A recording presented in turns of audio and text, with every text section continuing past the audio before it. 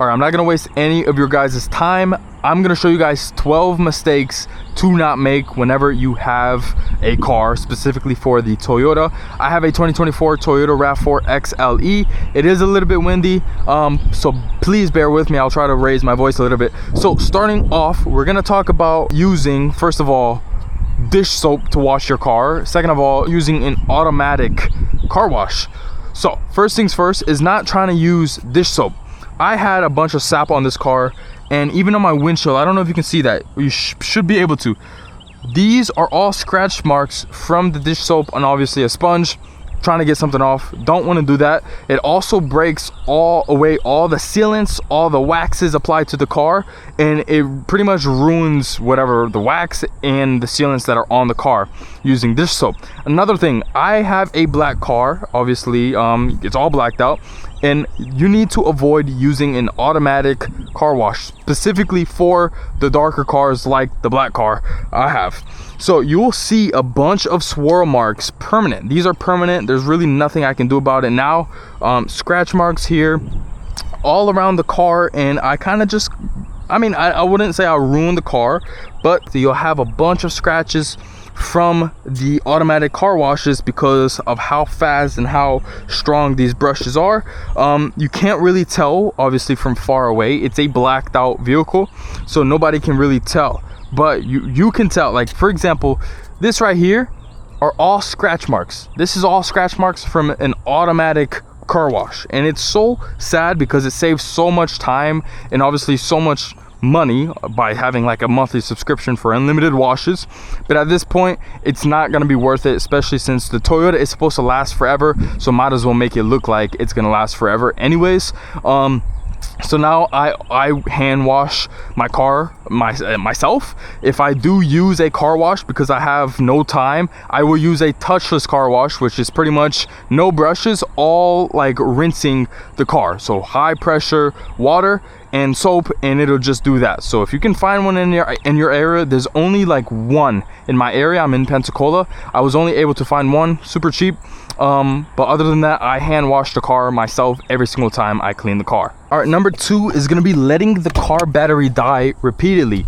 Now you're probably like, well, how do I have my battery last so long? Well, first of all, the battery is very special. It keeps the car on. So you can see this is my battery here. The main way to keep your battery running is, number 1, try to avoid short drives. If you live pretty close to your job, that kind of doesn't help. But if you have a gym in your neighborhood like I do, and you want to drive literally less than a mile, 0.1 mile, less than that even, and you're driving, that will put wear and tear on your battery. It's not good to have that done. Also, you want to avoid parking in the heat. Now, I'm in Florida, it's always like 90 plus degrees. So if you have some sort of shade, go ahead and park in that shade, even though it's hot as hell outside. You want to park in the shade as much as you can.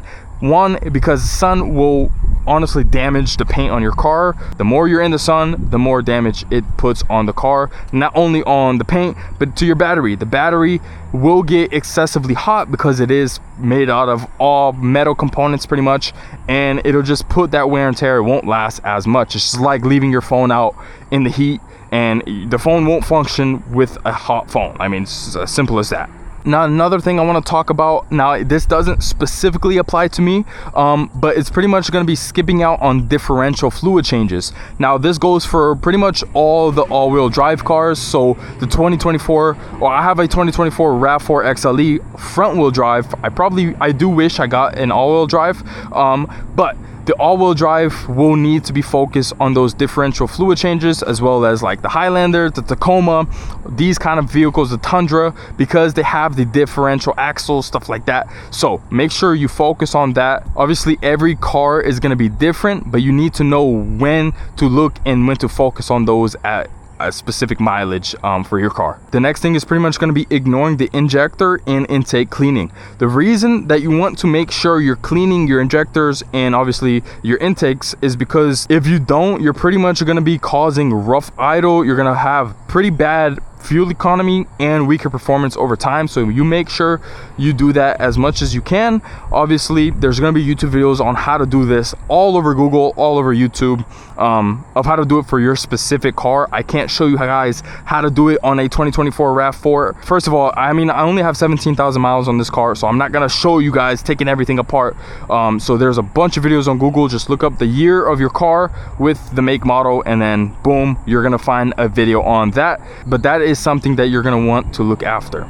The next mistake a lot of Toyota owners and a lot of drivers make in general are just aggressive or bad braking habits. You don't want to be driving aggressively and then braking aggressively. Braking last minute causes wear and tear on your brakes.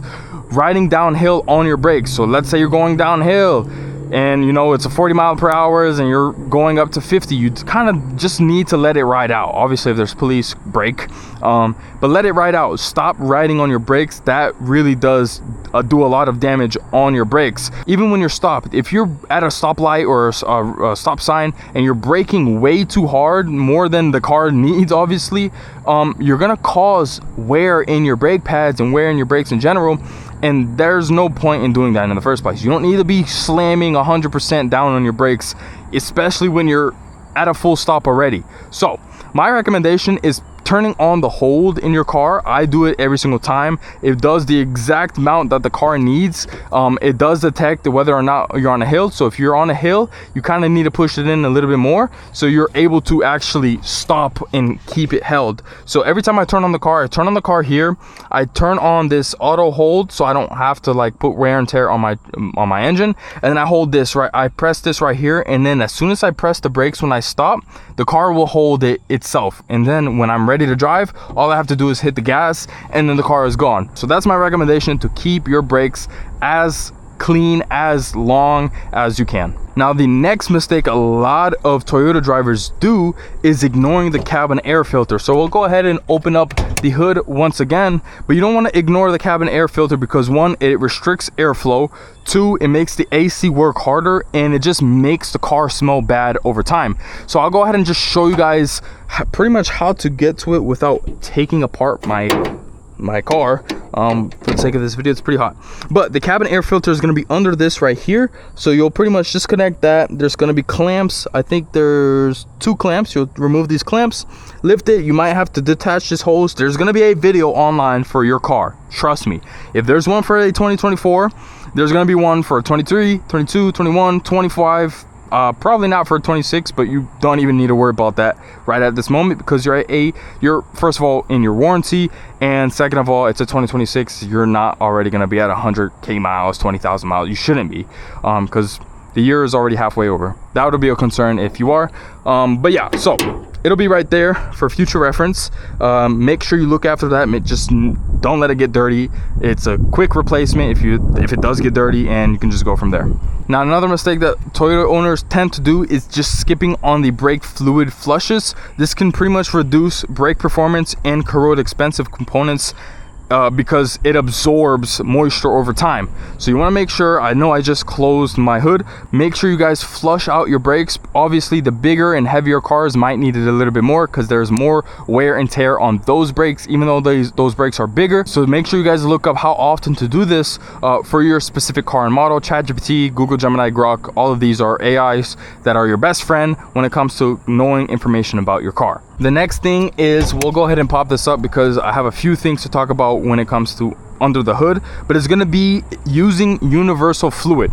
Now, you are not allowed to use universal fluid, especially on a newer car, especially on a 2024 RAV4 XLE. There is only kind of one fluid for Toyota. It's going to be the Toyota Super Pink, the super long pink fluid for the coolant.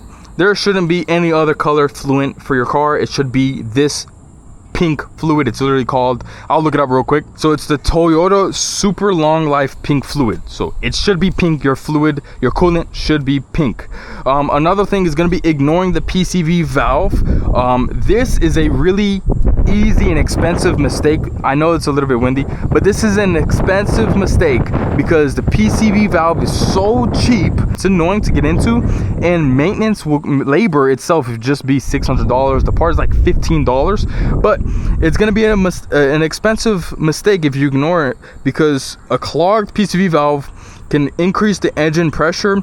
It does oil leaks, and it has oil consumption, a ton of oil consumption, so you want to avoid that. When I had my first car, a 2015 Chevy Cruze, the PCV valve was my biggest headache, and it was one of my expensive maintenance because it was like $600. It takes a few steps to get into, but it is pretty easy overall, so I do recommend looking at that when you can. Another thing, Toyota likes to do this transmission lifetime fluid. That's all a myth. You don't want to believe that at all. So you got to remember, transmission fluid ages from heat, and you just got to keep it fresh. So remember, I'm in Florida. It's hot as hell right now. It's almost like sunset is setting right now. It is like 95 degrees. I'm sweating recording this video with a hat on and a camera in my face. So you do want to keep your transmission fluid fresh at all times. Heat ages it, and obviously the transmission is what runs the car, and it's probably the most expensive thing on your car when it comes to maintenance. Now, I think the last thing under this hood is going to be using conventional oil, or just delaying oil changes in general. Now, you got to remember, the oil keeps the entire car clean. The oil is what keeps everything running. Bad oil will cause so many issues within the car that will add up over time, and you will feel it in your pocket 100%. And then last but not least, since I am heading home, since I'm done recording this video, is going to be shifting while you're in movement. Now, I had an ex that does this on her Camry, and it was the worst thing ever because it's non-stop every single day. So let's say here I'm driving, and then the car will kind of still roll, but a lot of people, I see it all the time, will go ahead and shift into reverse to obviously reverse back out, and then they'll go ahead and shift it to drive while in movement, like I just did there. That's not a good thing at all. What I just did was horrible. So you want to drive, you want to be at a full stop, reverse like you need to reverse, stop, and then put it in drive. You don't want to be in motion. This will put a lot of wear on your transmission and your shifting gears and all that kind of good stuff, because it has that motion. It needs to stop fully so you can go ahead and shift gears. There's a reason why you shouldn't do this in manual cars, so you definitely shouldn't do this in an automatic car, because automatic cars are more expensive than manual cars, obviously. But yeah, that pretty much concludes this video. About to head home and just get this video out for you guys. I hope you guys enjoy. If you guys have any other suggestions, if you guys have discovered any mistakes that you've made while owning a Toyota or a Lexus or whatever car, go ahead and comment down below. If I missed anything, I also want you guys to comment that down below, so I can possibly make a video about it in the future. But yeah, that concludes this video. And if you have any questions, go ahead and comment. Everything, like I said, comment down below and I'll get back to you immediately.